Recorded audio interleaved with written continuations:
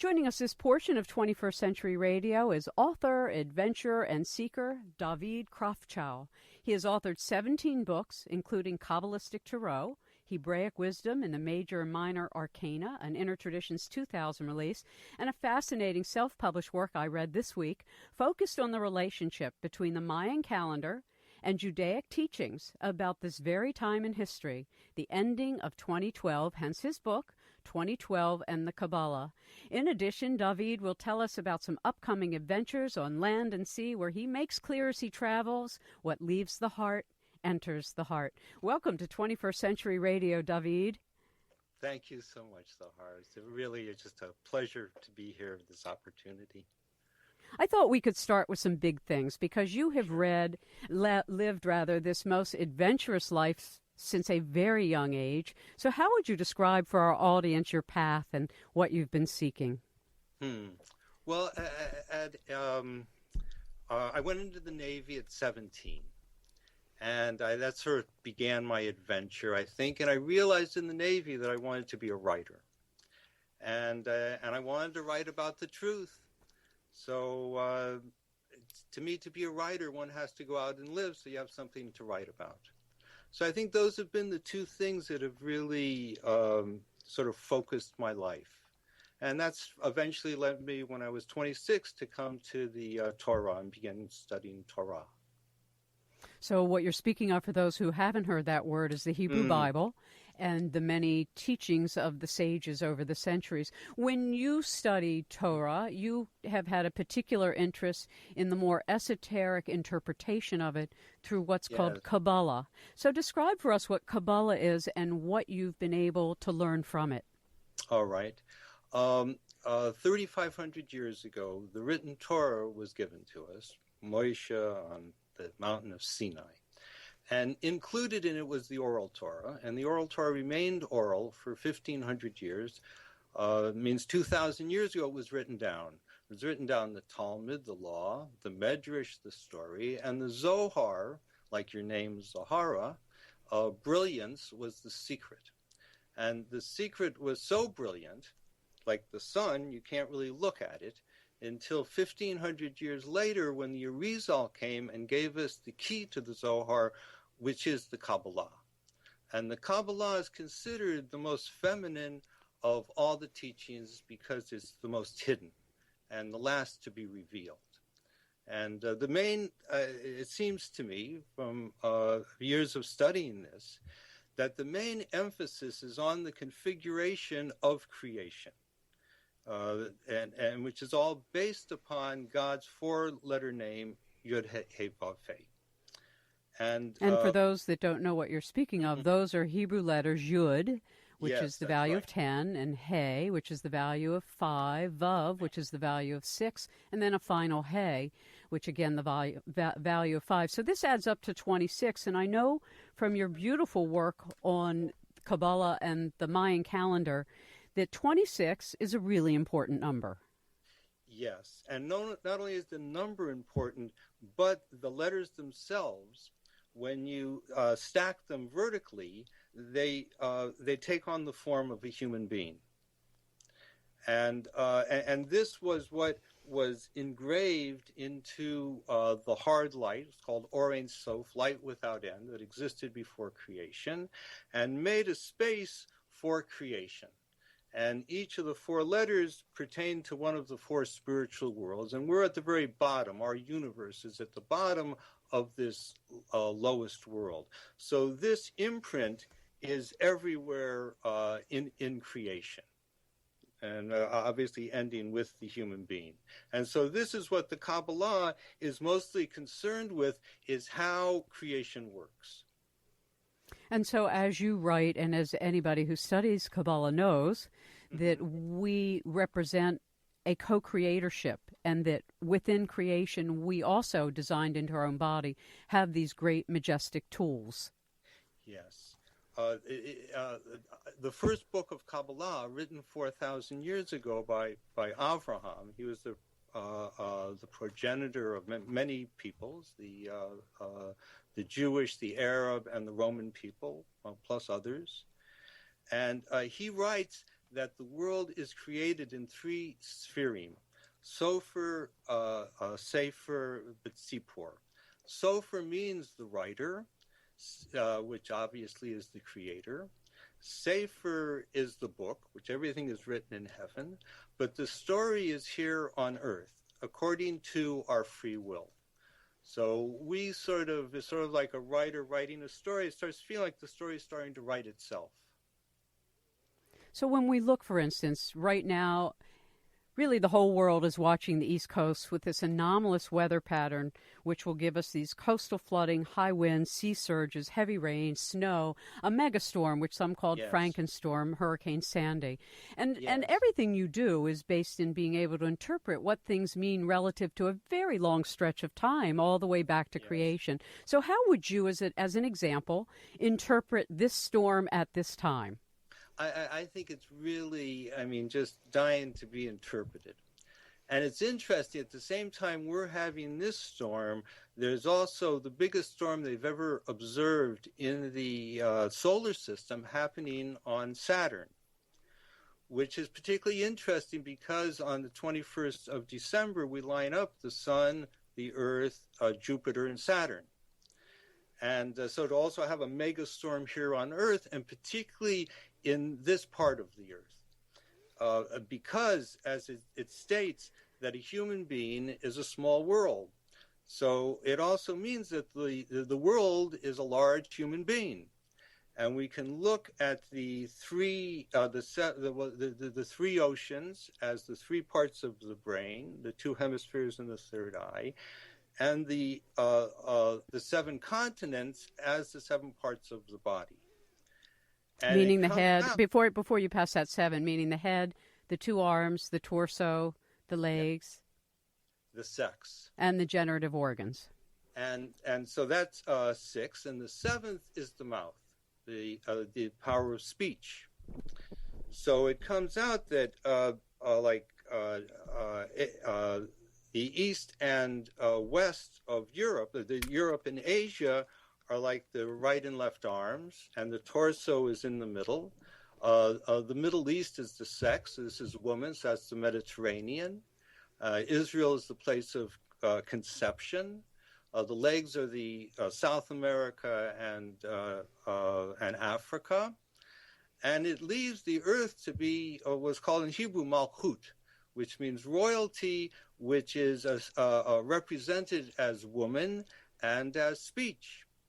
And we have in our country the Mississippi that runs right through the middle, which is like the parting of the lips. And you have currents in the west that come down from the north, which is considered the more gvorous, severe part of the earth, down to the south, becoming more towards the kind side.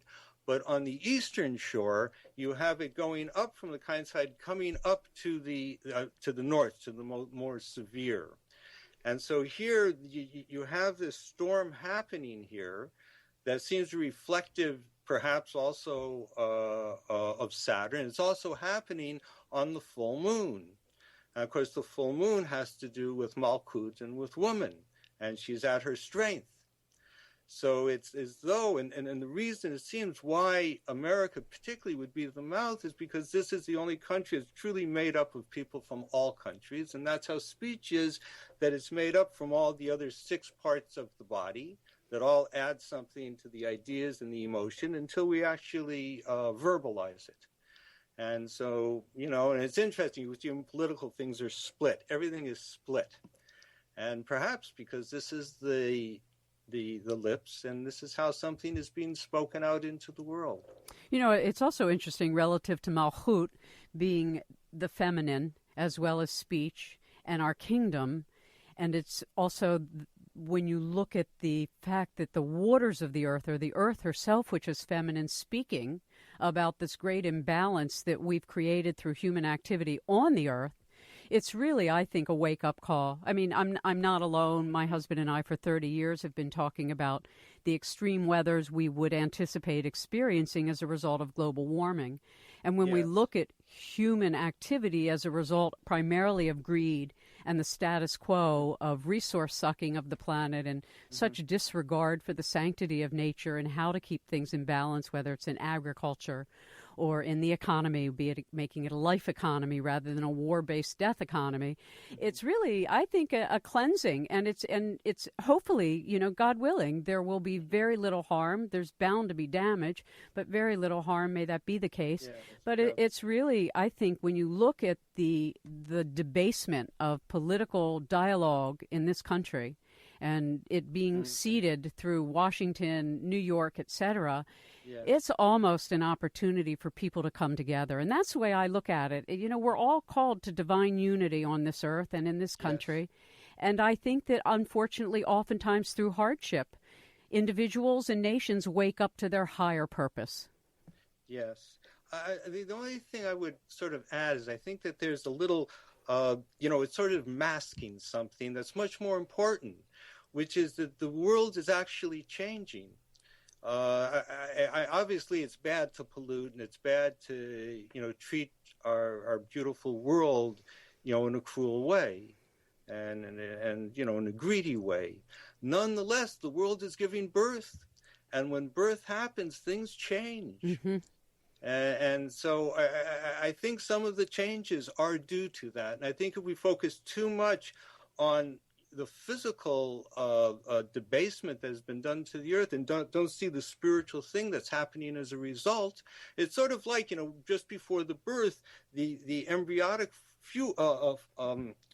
fluid becomes polluted as part of what causes the birth. The same like what you're saying, is part of, it cause people to come together, but what we should be doing is pushing for that birth. Mm-hmm.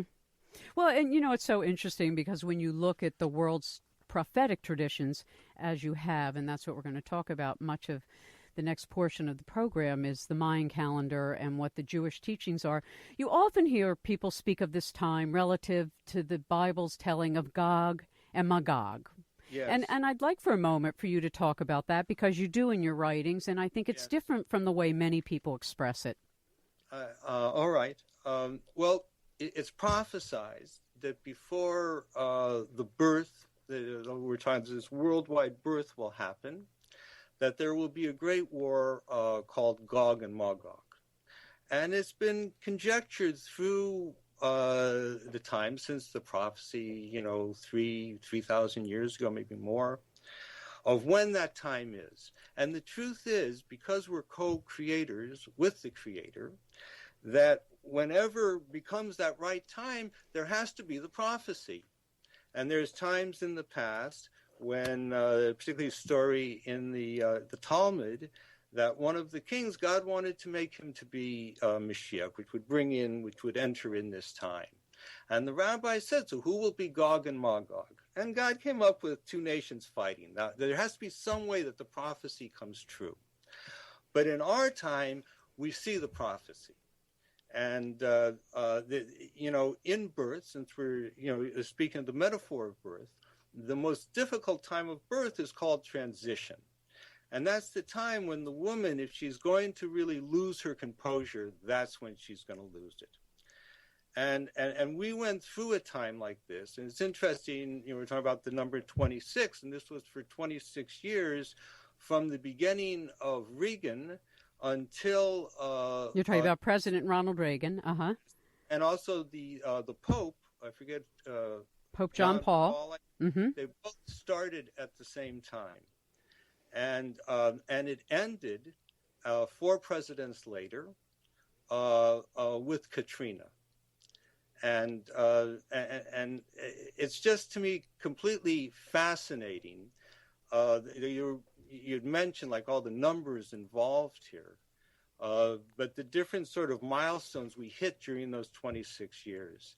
And it's interesting that Katrina, like in Hebrew, would be Keter, and Keter is chaos.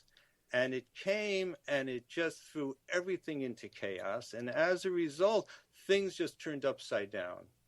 And the world just changed radically. I don't think people can really appreciate what it was. It was sort of like the Spanish Armada when a storm came in and just wiped it out and changed history completely. And this is how, like, God plays with creation to see that things should come true. And so, according, at least to my estimations, Magog, which is the cause of it, when you put the mem at the beginning of a letter, so it makes it causative. And mem, of course, was the 40th president, which was Reagan. Ronald Reagan, who had a propensity for the 666. He was very interested in this stuff. I remember I was in California when he was inaugurated, and he had to be inaugurated a minute after midnight. But, it was Hollywood, and everyone understood that they had their things. But he was very, like, when he got out of office, he bought a house with the number 666. Well, look, we're going to stop on that moment because we do have to take a break. And when we come back, we'll come to that because that's another number. And I think for people who may have trouble following this, I think the beauty of what David has to share is that there's a way to look at normative effects of spiritual influences, and number, as Plato taught us and as all the great sacred societies teach us, number is vibration, and vibration has a hidden and a revealed meaning, and the revealed meaning is sometime in the events around it, and the concealed meaning is sometimes in how we interpret it. So when we come back, that's what we'll start with, Ronald Reagan and 666. You're listening to 21st Century Radio with Dr. Zohara Hieronimus. Hope that you're enjoying the program. I'm Suzanne Ramsey, and we have a book out called The Aztec Incident. Take a look at www.theaztecincident.com.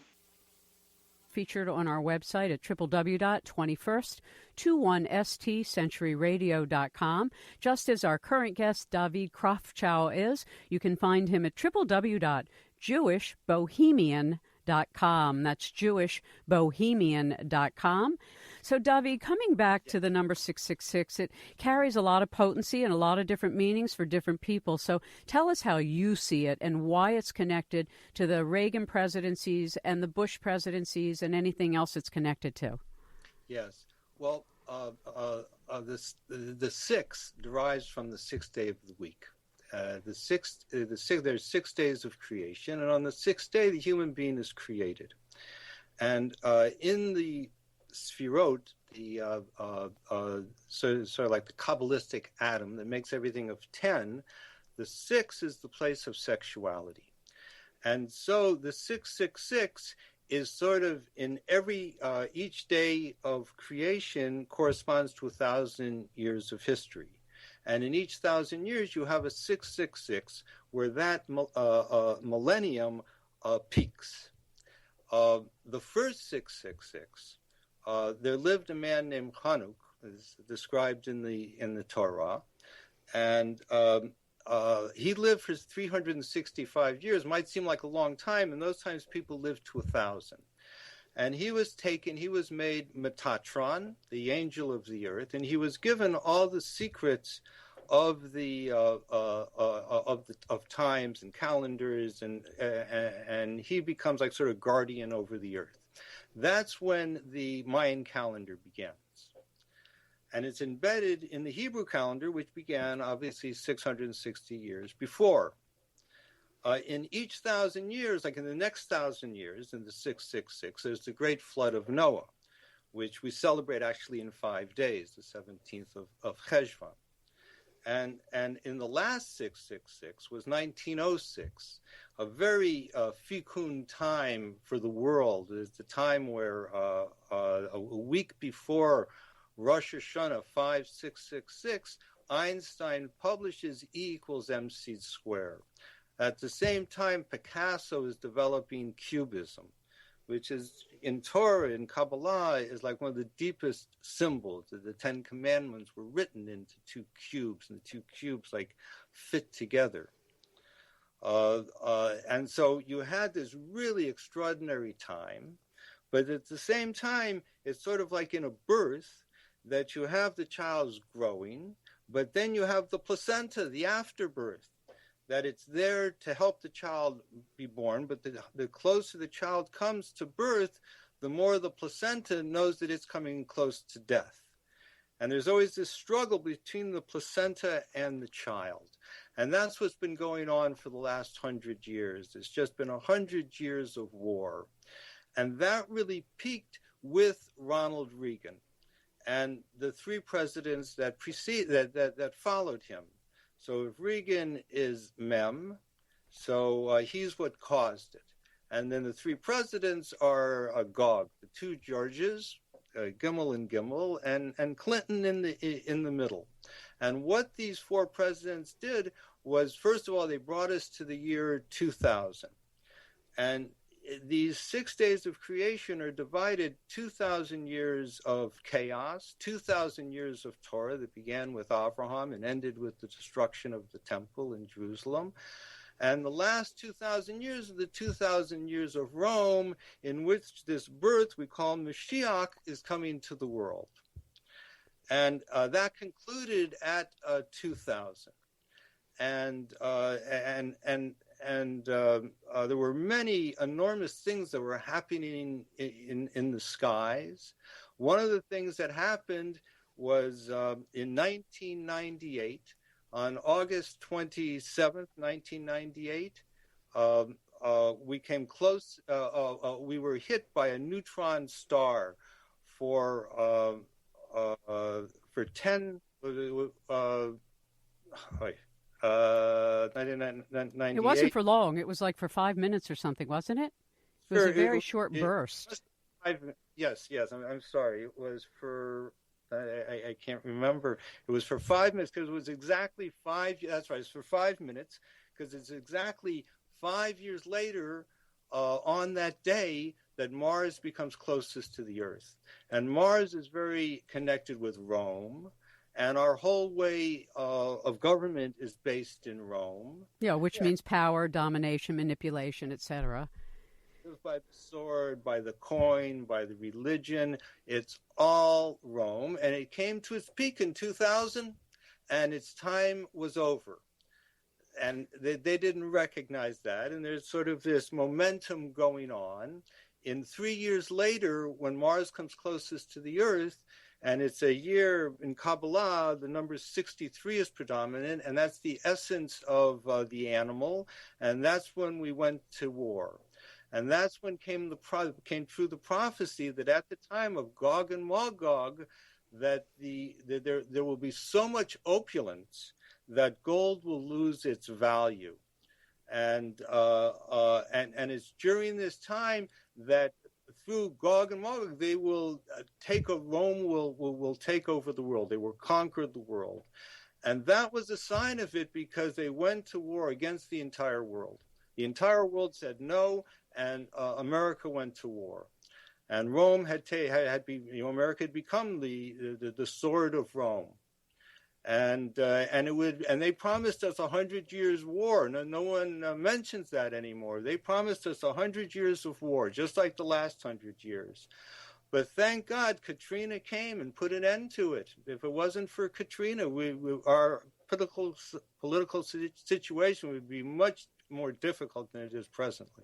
No, it's for some people, and sometimes it's very complicated for myself as well, unless I write down these sequences. But what you make very clear in your writing about the Mayan calendar and Judaic teachings through Zohar, etc., is that there's a very big connection, and that December 21st, 2012 is a significant date. So you said that the Jewish calendar was 6,000 years, the Mayan calendar is 5,000 years, the Roman calendar 2,000 years. Am I right? Do I remember that correctly?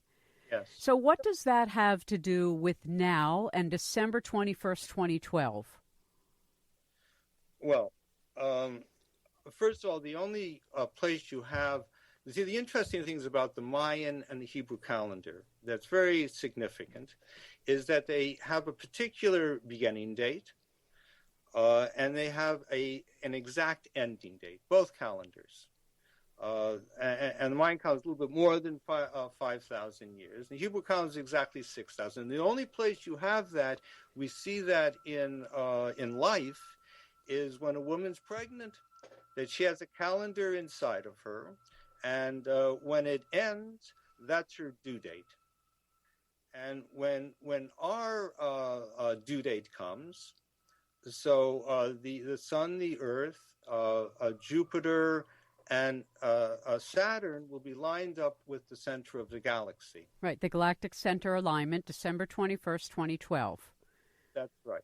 And in addition to that, scientists have been following for a few years now a hydrogen cloud, frozen cloud, entering into the center of the galaxy, and they expect by next month there should be like a huge light coming from it that will be hitting us because it's at 26,000 light years away, and it's hitting us right at this time.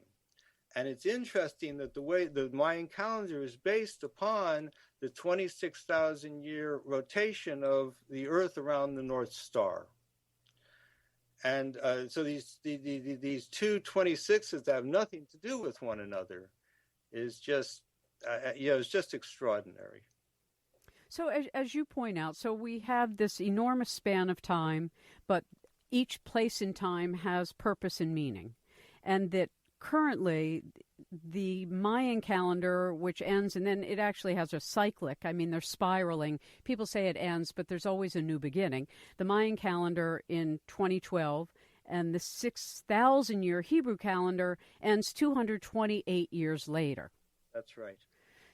And the Roman calendar ended, and there's at 2000.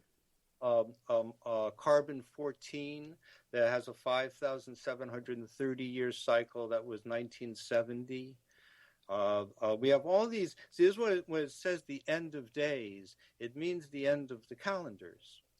And what does that mean? I mean, how would you interpret it? You're a very interesting person, meaning you take physical events in the world, you follow scientific discovery, you obviously have a handle on the deeper mystery of number. So how do you go about coming to these conclusions? Well, see, let's just talk about God for a moment. Okay, time. God. Oh, God. Oh, another big subject. Okay, let's do that. God is not physical and God is not spiritual. And what Avram came to bring to the world was not, what do they call it? What all the religions say, what Avram brought. I can't even think of it. Anyways, what he brought was the idea that the Creator, because the Creator is neither physical nor spiritual, is everywhere all the time to everybody. That's the idea. And why did the Creator make all this creation, and why is the Creator here? Was the Creator care? Because the Creator wants to be known in creation. And the Creator is known, by what happens at the lowest part of creation. And this, they're very adamant about this is the lowest place. And so we see God everywhere. We see this interaction in this story. We've done certain things, and God does certain things. Some of it is time-related. God likes to mess around with time. And some of it is like storm-related, different things that we would call natural phenomenon. So, if people get too much focused on just like we live in chaos, and this has a lot to do with the Big Bang Theory, which makes us think we're just nothing, and is very, really weakens the human spirit, then we don't see really the communications that's coming from the Creator. So that's sort of, I think the Kabbalistic way of looking at things, that all of it is really a message, and to see it in our personal lives and to see it in worldwide events. And so when you're about to go on several journeys, and we're going to take another break, and then when we come back, I'd like to talk about those because they're both different, and they both, I think, express sort of the wonderment you bring to your path. Don't go away. I'm Zohara Hieronimus. You're listening to 21st Century Radio. David Krafchow is our guest. You can learn more of his work, his travels, his teachings at jewishbohemian.com. Hello, I'm John Perkins, author of many books, including Confessions of an Economic Hitman, www.johnperkins.org, and you're listening to 21st Century Radio with Dr. Zohara Hieronimus. one of my very favorite people and a person who's spreading light around the world, who's really opening us up to the new changes in consciousness that we're experiencing at this incredible time in human history. And my hat's off to Dr. Zohara Hieronimus and all that she's doing. She not only represents freedom of the press, but she also represents this new wave of waking up to new consciousness that's going to create a sustainable, just, peaceful world that's thriving for all sentient beings. Keep listening. You know, he and I talked when he was recently with us about this idea I once had. It was an inspiration that currently we live under a death economy, and we can see it. You know, killing the earth, going to war, you know, mutilating children, all these really horrible things, and that what we really need is a life economy, which expresses, I think, everything everybody hopes for, the best in all. And he's recently been using that as he travels the world speaking, and I have to say how grateful I am to John for really picking up that banner, because while I may have thought of it, I certainly don't have the global audience he does. So it's always nice, you know, when we can be tag teams. Our guest currently is David Krafchow. You can learn more at his website, jewishbohemian.com. Now, David, I think we've some people might be able to follow what we've been saying. It's kind of a symbolic interpretation of events through number, and we still have one number left to do, which is 777. We did the 666, which expresses what is really coming to a close. And 777 really represents, as John Perkins was just speaking about, and as 21st Century Radio has represented for almost 30 years, is that we really want this new age of consciousness, of integrated sciences and philosophies, and that all of us can become unified and work together as a one humanity. What is 777 in your opinion? Well, the year 5777 will happen in 5 years. And it's a huge number in Torah. And one of the very simple things about it, and it says, by the way, that all sevens are beloved. All sevens are what? Beloved. Uh-huh. And together they make 21. And 21 has to do with the future name of God called Ihyeh. And it has to do with introducing the Aleph. And the tradition is that the Aleph is the first letter of the Torah, and it's made with a horizontal line and 2 dots, one above and one below.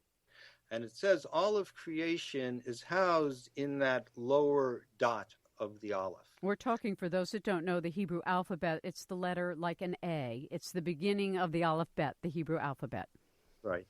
And so it says in the future, the entirety of that primordial Aleph will become present in creation.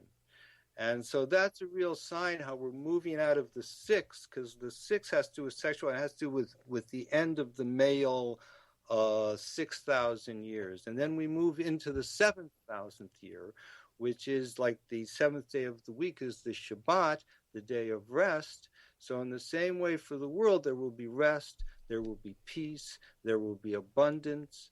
And so with all our efforts to try to do that, now, will help to bring that time about. So, because I read in your book, you said that the first major celestial event, quote, after 2012, as you just told us, will be 5 years after 2012, in 2017, when a total eclipse will pass across the United States, culminating over Christian County, Kentucky, the home of Edgar Cayce, the American prophet. Yes. Yes, it's just very significant, and particularly as we look at ourselves as sort of the mouthpiece of the world. And I guess everyone can take their own interpretations of what that means, but it's just one of these events from heaven that seems, God's being very loud. So you are going on a fascinating cruise with a number of very interesting people gathered from all over the world. Tell us about that. Well, everyone thinks about where they want to be on December 21st, 2012. Everyone who's, concerned about this alignment. And it seems the best place to be, because certainly what's going to happen is going to be a very subtle change. And so it seems wonderful to be out on the sea. So I've had the opportunity of being invited to be a presenter on a Carnival cruise ship that's going to Mexico. It leaves from Texas, from Galveston, and goes to Mexico. It's a 5-day trip. And where we spend, because apparently it's 11:11 Greenwich time, that is the like the fulcrum, and we'll be out at sea. And having been in the Navy, you feel everything out at sea. So anyways, I people are absolutely invited to come. It's a big ship. There's enough room for everyone.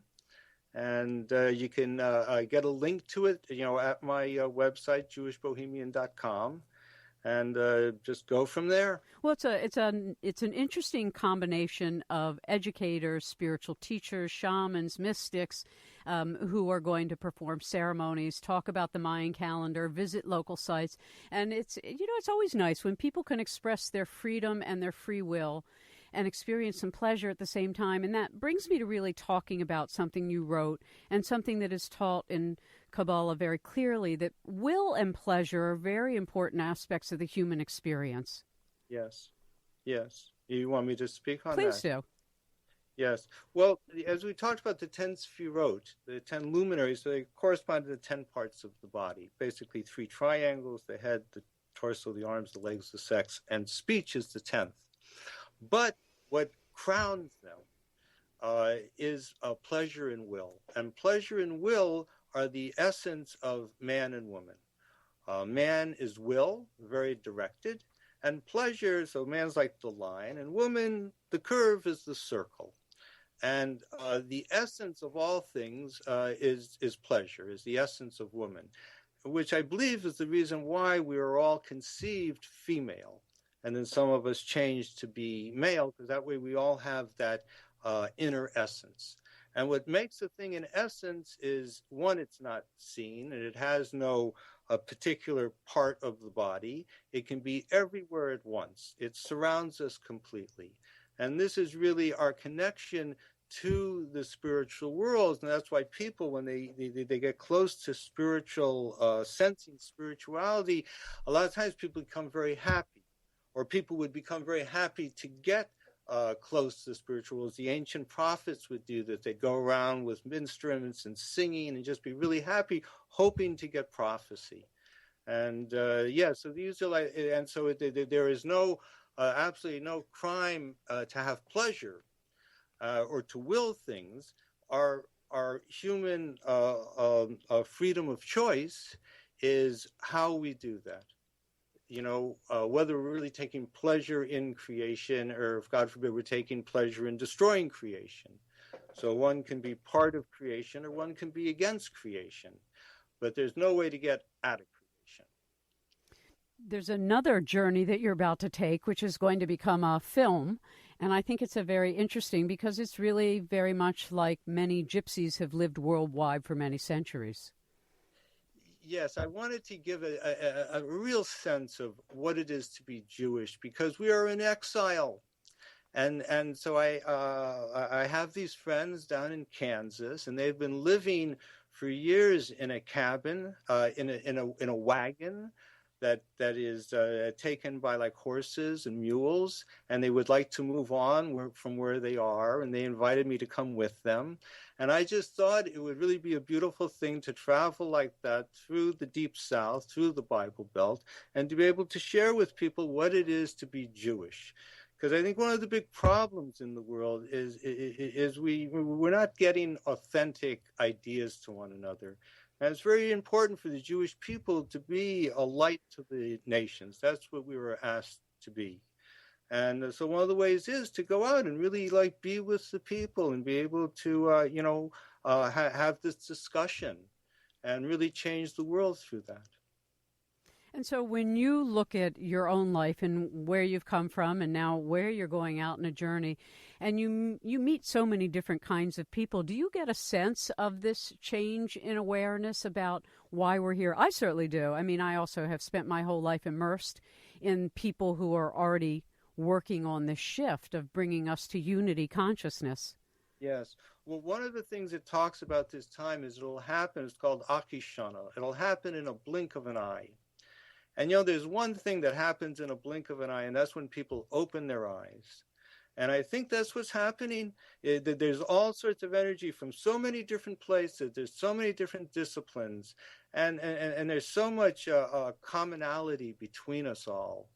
And this is really the thing that will bring peace to to the world, because it's not you can't legislate it. You can't really explain it. You have to really experience it. People need to experience it. And being in America, we're sort of the hub of that, because we have everyone together, and we really have the opportunity to share who we are with one another. And through that, to be a beacon out into the world where people are more isolated in their ideas and thoughts. And I mean, there's certainly many ways to bring about this change in the world, and the main thing is that we all try. Exactly, and that really is our only responsibility, is to make the effort. We can't really control the outcome, but we certainly can manage our intention, and our intention and our use of our will with right intention is the gift of being a co-creator. I was told by my audience knows that I'm a seer, and I get information in all different ways, from dreams, from meditation, from insight. And I had a teacher, my dowsing teacher, the late Terry Edward Ross, who dowsed for nations, basically for minerals, etc.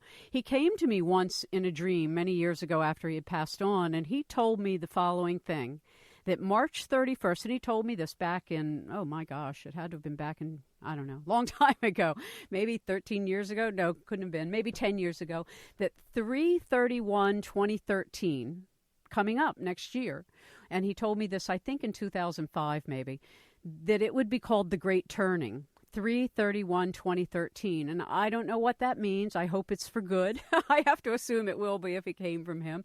And he just said for people to be prepared, to be prepared for changes on the earth, to be prepared for our awareness.